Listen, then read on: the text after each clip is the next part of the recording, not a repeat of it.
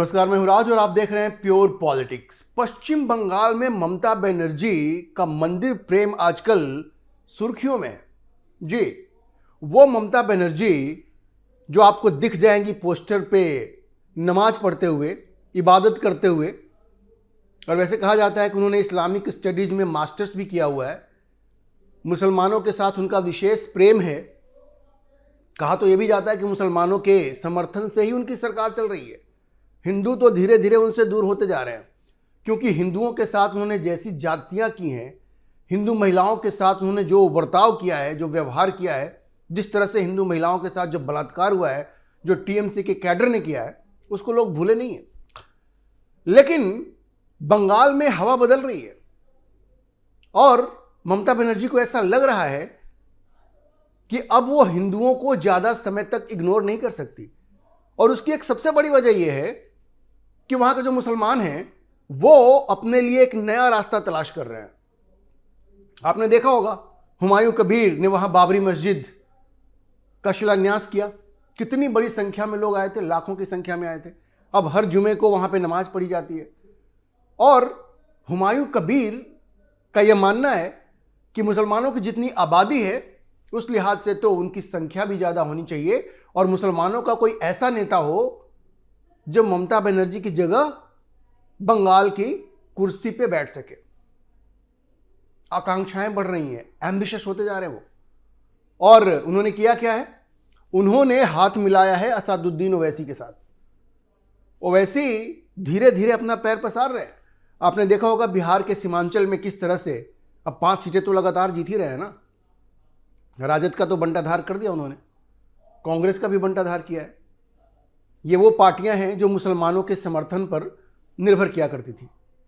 अब बंगाल में अगर हुमायूं कबीर और असदुद्दीन ओवैसी मिल करके चुनाव लड़ते हैं और उनकी योजना यह है कि 200 सीटों पे चुनाव लड़ेंगे वो, तो आप सोचिए ममता बनर्जी को यह डर सता रहा है कि अगर मुसलमान वोट में सेंध लग गया, ये लंबे समय से उनको लग रहा है कि अब ये मुसलमान वोट हमारे हाथों से छिटक सकता है, तो उनकी सत्ता तो गई। तो जब उन्होंने देखा कि सत्ता हाथ से निकल रही है और ये मुस्लिम तुष्टीकरण के दम पे वो बंगाल की सत्ता पे काबिज नहीं रह सकती ज़्यादा दिनों तक, तो ऐसी पलटी मारी है। अब उनका मंदिर प्रेम उमड़ रहा है। जी, मंदिर प्रेम ममता बनर्जी का उमड़ रहा है। और देखिए, पूरी तरह से पॉलिटिकल मूव है ये। ममता बनर्जी ने अपने करियर में, खास करके मुख्यमंत्री बनने के बाद, हिंदुओं के खिलाफ जिस तरह की बयानबाजी की है मुस्लिम वोट को लेने के लिए, उनको लगता है कि हिंदुओं को गाली दोगे तो मुसलमानों का वोट मिलेगा। और मैं अभी आपको उदाहरण के साथ बताऊंगा कि उनके ऊपर क्या क्या आरोप हैं, किस तरह के मुस्लिम तुष्टीकरण को उन्होंने बढ़ावा दिया है। मैं उस पर आऊँगा, लेकिन अभी मैं आपको बताऊं कि आजकल वो बंगाल में सबको बता रही हैं कि किस तरह से वो मंदिरों का शिलान्यास कर रही हैं, मंदिर को बनवा रही हैं। अब देखिए, दक्षिण बंगाल का जो दीघा इलाका है, जो कोस्टल टाउन है, तटीय शहर है, वहाँ उन्होंने एक जगन्नाथ टेम्पल बनवाया है। उसके अलावा अभी कलकत्ता में माँ दुर्गा का एक टेम्पल कॉम्प्लेक्स उन्होंने बनवाया है। उसके अलावा जो सिलीगुड़ी है नॉर्थ बंगाल में, वहाँ उन्होंने एक महाकाल टेम्पल बनवाया है। वो सब जगह जा करके ये कह रही हैं कि अब तो हम मंदिर बनवा रहे हैं। हमारे ऊपर तुम कहते हो कि हम मुस्लिम तुष्टीकरण करते हैं, लेकिन हम तो हिंदुओं के मंदिर भी बनवा रहे हैं। लेकिन ममता बनर्जी को ऐसा लगता है कि हिंदू इतने भोले हैं कि इनकी इन खोखली बातों में आ जाएंगे, इनके झांसे में आ जाएंगे। ऐसा होने वाला नहीं है, क्योंकि ममता बनर्जी के हाथ हिंदुओं के खून से रंगे हुए हैं। और हिंदू महिलाओं की चीखें, वो महिलाएं जिनका बलात्कार हुआ बंगाल में और टीएमसी के कैडर ने किया, पॉलिटिकल रीजंस की वजह से चुनाव में उन्होंने भारतीय जनता पार्टी को वोट दिया, इसकी वजह से। आप याद कीजिए 2021 का वो चुनाव, ममता बनर्जी चुनाव जीत गई, लेकिन चुनाव जीतने के बाद जिस तरह की हिंसा, जिस तरह का जुल्म हिंदुओं पे हुआ, जिसमें मतुआ कम्युनिटी भी थी, उनकी महिलाओं के साथ बलात्कार हुआ, इसलिए क्योंकि उन्होंने भारतीय जनता पार्टी को वोट दिया था। वो मंजर कोई भूल सकता है क्या? क्या हिंदू कभी उस मंजर को भूल सकते हैं? ऐसा लगता है आपको? ये कभी नहीं हो सकता। लेकिन चूंकि ममता बनर्जी के हाथ से सत्ता दूर जा रही है और मुसलमान छिटकते जा रहे हैं। देख लीजिए, ये मुसलमानों के बारे में अगर ममता बनर्जी ये सोचती हो कि उनके साथ कोई प्रेम है उनका, और भाई जब तक आप उनकी मिजाज पुरशी करेंगी, उनको पैम्पर करेंगी, उन्हीं की तरह शरिया की आप बात करेंगी, कलमा पढ़ेंगी जो आप पढ़ती हैं, तभी तक वो आपके साथ हैं। एक उदाहरण मैं आपको देता हूं, मुर्शिदाबाद में जो बहरामपुर का लोकसभा क्षेत्र है, वहां से अधीर रंजन चौधरी, आपको मालूम है सब, एक बार फिर से मैं आपको याद दिला दूं, अधीर रंजन चौधरी 5 बार के सांसद, और वहां पे तकरीबन 70% मुसलमान हैं उस लोकसभा क्षेत्र में। 5 बार के सांसद अधीर रंजन चौधरी। ममता बनर्जी कहती रही हैं कि बंगाल में बंगालियों का शासन होना चाहिए, बाहर से कोई आकर के वहां चुनाव कैसे लड़ेगा। लेकिन मजे की बात यह है कि 2 बिहारी तो उनकी पार्टी में हैं ही, जो भी सांसद हैं, शत्रुघ्न सिन्हा, कीर्ति आजाद। लेकिन उससे भी मजे की बात यह है कि देखिए ये बहरामपुर की जनता ने क्या किया। 5 बार के प्रतिनिधि अधीर रंजन चौधरी, ममता बनर्जी क्या करती हैं, 70% मुसलमान वहां पे है, वो गुजरात से यूसुफ पठान को, जो फॉर्मर क्रिकेटर हैं, इरफान पठान के भाई हैं, उनको उठा के लाती हैं। और बहरामपुर की जो मुस्लिम आबादी है वो अपना सारा वोट किसको देती है, यूसुफ पठान को। और अधीर रंजन चौधरी की जबरदस्त और शर्मनाक हार होती है, 60-70 हज़ार वोट से वो हार जाते हैं। तो ये क्या संकेत देता है? संकेत ये देता है कि मुसलमानों के लिए एक ही चीज इंपॉर्टेंट है, और वो है उनका कौम, उनका धर्म। अगर एक मुसलमान और गैर मुसलमान के बीच में उनको चुनना हो, चॉइस हो, तो मुसलमान के साथ ही जाएंगे। अधीर रंजन चौधरी जब से हारे हैं पागल हो चुके हैं, उनका दिमाग खिसक चुका है। दिमाग इसलिए खिसक चुका है कि अब वो हाथ पैर मार रहे हैं।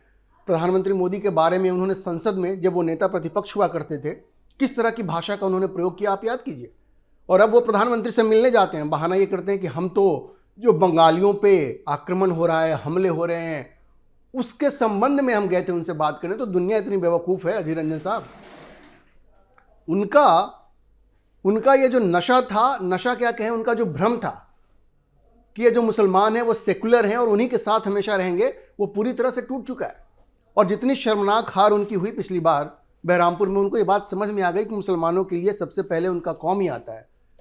और जिस तरह से यूसुफ पठान को बंगाली नहीं होते हुए भी वहाँ के मुसलमानों ने वोट दिया, उससे बड़ा स्पष्ट था कि ये बंगाली अस्मिता और ये सारी बातें, ये सब बेकार की बातें हैं। उनके लिए सबसे पहले उनका कौम है, उनका धर्म है, और इसलिए वो हारे। अब यही चीज़ ममता बनर्जी के साथ हो रही है। ममता बनर्जी को ये लगता रहा है कि उनका कोई बिल्कुल एकदम करीबी रिश्ता है पश्चिम बंगाल के मुस्लिमों के साथ। ऐसा नहीं है।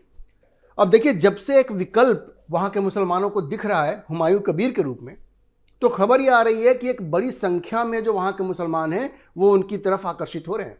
और ये ममता बनर्जी को हिलाने वाली खबर है। और उनके साथ असादुद्दीन ओवैसी भी हैं, ये दोनों मिलकर के वैसी बात ही करते हैं। और जिस तरह का पोलराइजेशन वहाँ पे हो रहा है, उसको देख करके ममता बनर्जी पूरी तरह से हिल गई हैं। और अब वो ये हिंदू कार्ड खेलने की कोशिश कर रही हैं। ये जिन 3 मंदिरों के बारे में मैंने आपको बताया, वो सब जगह जाके ये कह रही हैं कि अब तो हम हिंदू मंदिरों को भी बनवा रहे हैं और इसलिए हमें हिंदुओं का भी वोट मिलना चाहिए। अच्छा देखिए, ममता बनर्जी की सरकार हिंदुओं को लुभाने के लिए क्या क्या कर रही है, उसका एक और मैं आपको उदाहरण देता हूं।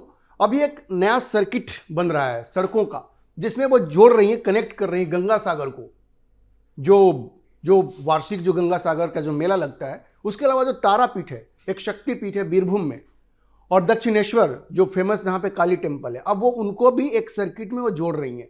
तो ये सारी कोशिशें वो कर रही हैं ताकि उनको ये साफ दिख रहा है कि मुस्लिम वोट बैंक उनसे छिटक सकता है, और उसकी भरपाई के लिए अब वो हिंदुओं की शरण में आना चाह रही हैं। और ये मंदिर कार्ड वो खेल रही हैं, वो हिंदू कार्ड वो खेल रही हैं। लेकिन क्या इसमें वो सफल हो पाएंगी? उनका जो ट्रैक रिकॉर्ड है उसको देखते हुए तो कोई ये नहीं कह सकता कि ये जो हिंदुओं की आंखों में धूल झोंकने की वो कोशिश कर रही हैं वो कभी सफल हो पाएगा। अब देखिए, तृणमूल का मानना यह है कि भाई मुसलमान तो कभी बीजेपी को वोट देगा नहीं, लेकिन ये जो मंदिर का गेम वो खेल रही हैं, इससे ये जरूर होगा कि कुछ जो हिंदू हैं, कुछ क्या ठीक ठाक संख्या में हिंदू उनकी तरफ आ सकते हैं बीजेपी से छिटक करके। इसीलिए वो एक तरह से भरपाई करने की कोशिश कर रही हैं कि कुछ मुसलमान अगर छिटकते भी हैं तो हिंदुओं का वो वोट उनको मिल जाए। लेकिन ये होने वाला नहीं है। और देखिए, शुभेंदु अधिकारी ने, जो भारतीय जनता पार्टी के लीडर हैं, उन्होंने कहा कि भाई हम लोगों ने तो कभी नहीं कहा कि सरकार मंदिर बनाए, सरकार मंदिर बनाए, ये तो हमने कभी नहीं कहा। उनके एक और विधायक हैं तृणमूल के, जिन्होंने कहा कि वो कृष्ण मंदिर बनाएंगे, क्योंकि वो जब से बाबरी मस्जिद बनी तो उसको ऑफसेट करने के लिए वो कृष्ण मंदिर बनाएंगे। तो भारतीय जनता पार्टी ने कहा कि हम तो, जैसा आरएसएस कहती है, हम कभी ये नहीं कहते कि सरकार को कोई मंदिर बनाना चाहिए। अयोध्या में भी जो राम मंदिर बना वो तो एक ट्रस्ट ने बनाया ना, वो लोगों के पैसे से बनाया। तो आपको लेकिन वोट लेना है, इसलिए अब आप सरकारी पैसे से मंदिर बनाने की बात कर रहे हैं, जो कि बिल्कुल उचित नहीं है। लेकिन ममता बनर्जी इतनी डेस्परेट हैं कि वो कुछ भी सुनने को तैयार नहीं है। अब मैं आपको कुछ ऐसे वाक़ये याद दिलाता हूं जिससे आपको ये पता चलेगा कि ममता बनर्जी के शासनकाल में किस तरह से हिंदुओं के साथ, खास करके वहां की महिलाओं के साथ जुल्म हुए हैं, और ये सारे जुल्म मुसलमानों ने ही किए। आप याद कीजिए 2021 के बाद किस तरह से तृणमूल के कार्यकर्ताओं ने महिलाओं का रेप किया। एक तो 60 साल की महिला थी, उसके साथ भी रेप हुआ, और उसकी जो बहू थी उसको इन लोगों ने बेरहमी से मारा, और ये सुप्रीम कोर्ट में ये केस गया। अभी आप देखिए कि मुर्शिदाबाद में जो अप्रैल 2025 में दंगे हुए, उसमें हरगोविंद दास और उसके बेटे को घर से खींच करके, आपको याद होगा, मार दिया गया। और वो क्यों मारा गया? क्योंकि वक्फ जो अमेंडमेंट एक्ट है जो पार्लियामेंट ने पास किया था, उसके खिलाफ वहां धरना शुरू हुआ, और धरना क्या, प्रदर्शन हुए, वो भीड़ फैलती गई, भीड़ हिंसक हो गई, और हरगोविंद दास को और उसके बेटे चंदन दास को खींच करके, घर से खींच करके मारा गया। ये ममता बनर्जी के शासनकाल में ही हुआ। इसके अलावा आप ये देखिए कि ममता बनर्जी ने जो वहां के जो मुस्लिम इमाम हैं उनके लिए महीने में स्टाइपेंड की व्यवस्था की, जो मुअज्जिन से उनके लिए स्टाइपेंड की व्यवस्था की। ये हिंदुओं के लिए नहीं किया, ये सिर्फ मुसलमानों के लिए किया। यही सारे आरोप तो उनके ऊपर लग रहे हैं कि एक तरफा मुस्लिम तुष्टीकरण उन्होंने किया। यही नहीं, उन्होंने लगभग सारी मुस्लिम जातियों को ओबीसी का रिजर्वेशन दे दिया, लगभग सारी जातियों को। और आपको पता है ये मामला कलकत्ता हाई कोर्ट में गया 2024 में, और कलकत्ता हाई कोर्ट ने इसको रिजेक्ट कर दिया। कलकत्ता हाई कोर्ट ने कहा कि भाई ये ठीक नहीं है, और ये जो इस तरह का जो धार्मिक तुष्टीकरण हो रहा है, इसको कलकत्ता हाई कोर्ट ने पूरी तरह से रिजेक्ट कर दिया। तो अब समझिए कि ये मामला ऐसा है जो कोर्ट तक जा चुका है, और कोर्ट ने भी ये माना कि इसमें तो धार्मिक तुष्टीकरण की बू आ रही है। तो सोचिए कितने गंभीर आरोप हैं ममता बनर्जी के ऊपर, और जो कोर्ट ने भी माना है कि भाई इसमें बू आ रही है। अब देखिए, उन्होंने कई बार दुर्गा पूजा की जो प्रतिमा होती है दशहरा में, उसका जो इमर्जन होता है, जो विसर्जन होता है, उस पर भी रोक लगाई है। एक बार आपको याद होगा 2016 में वो मुहर्रम प्रोसेसन के साथ वो क्लैश कर रहा था टाइमिंग, तो उन्होंने क्या कहा? उन्होंने कहा कि नहीं, वो पहले मुहर्रम प्रोसेसन जो होगा वो होगा, उसके बाद ये विसर्जन होगा। उन्होंने टाइमिंग ही चेंज करवा दी। तो कलकत्ता हाई कोर्ट में ये भी मामला गया, और कलकत्ता हाई कोर्ट ने भी कहा कि ममता की जो सरकार है वो मुस्लिम तुष्टीकरण में लगी हुई है। चारों तरफ से इनको गालियां पड़ी हैं, लेकिन ममता बनर्जी वोट के लालच में मुस्लिम तुष्टीकरण से कभी पीछे नहीं हटी हैं। और जो सबसे बड़ा आरोप उनके ऊपर लगता रहा है कि बांग्लादेशी जो घुसपैठिए हैं उनको वो वहां पे शरण देती हैं, फर्जी डॉक्यूमेंट हासिल करने में उनकी मदद करती हैं, सरकारी मदद करती है, क्योंकि उनको अपना वो एक वोट बैंक समझती हैं, और फिर उसी वोट बैंक के सहारे वो चुनाव जीतने का प्रयास करती हैं, और अब तक जीतती रहेंगी। तो बांग्लादेशी जो घुसपैठिए हैं उनकी संरक्षक बनके ये उभरी हैं। तो आप समझिए कि कितने गंभीर आरोप हैं ममता बनर्जी के ऊपर। और उनको अगर ये लगता है कि ये मंदिर बनवा देने से, 3-4 मंदिर बनवा देने से हिंदू ये भूल जाएंगे कि उनके साथ किस तरह की जाति हुई है, तो ये वो भ्रम में जी रही हैं। ऐसा तो कभी नहीं हो सकता ना। बंगाल के जो हिंदू हैं वो इस बात को कभी नहीं भूल सकते कि ममता बनर्जी के शासनकाल में उनको किस तरह से अपमानित किया गया है, उनकी महिलाओं के साथ किस तरह से जातियां हुई हैं, बलात्कार हुआ है। इस चीज को कोई भूल नहीं सकता। तो आप समझिए कि ममता बनर्जी कितनी भी कोशिश कर लें, ये हिंदुओं की आंखों में धूल झोंकने का उनका जो प्रयास है वो बिल्कुल सफल नहीं होगा।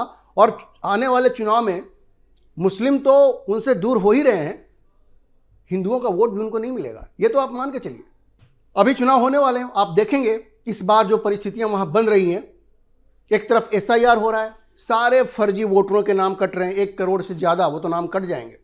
ये जो बांग्लादेशी घुसपैठिए हैं वो अब ममता बनर्जी के लिए वोट नहीं कर पाएंगे। और ये जो मृत वोटर्स थे जिनका वोट इनको मिला करता था फर्जी तरीके से, वो भी अब नहीं होने वाला है।